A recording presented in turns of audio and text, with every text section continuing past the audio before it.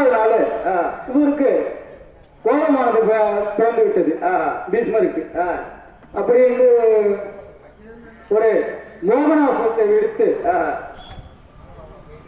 பீஷ்மரை கொல்ல துணைந்தார். அவர் துணியை எடுத்து அந்த அம்பை எடுத்து வச்சு நீட்டினார். உடனே பரசுராமர் ஆனவர் நிப்பாட்டுப்பா அப்பா பீஷ்மா ஐயா நிப்பாட்டியா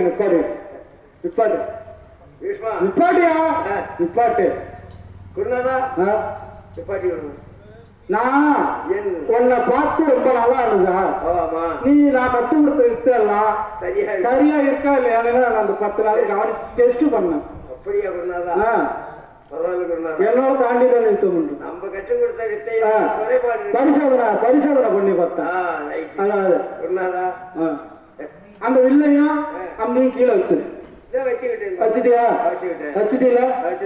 இப்ப நான் ஒண்ணு சொல்றேன். இப்ப சாந்தமாயிட்டு இல்ல? என் மேல ஒண்ணு கோவம் இல்ல? இல்ல. இப்ப நான் ஒண்ணு சொல்றேன்.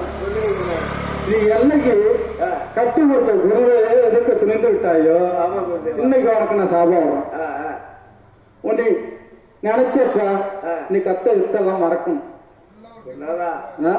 அப்படிதான் தெரிவிக்க வேண்டாம். என்னையே எதிர்க்க துணிந்து விட்டான் ஒரு குருவான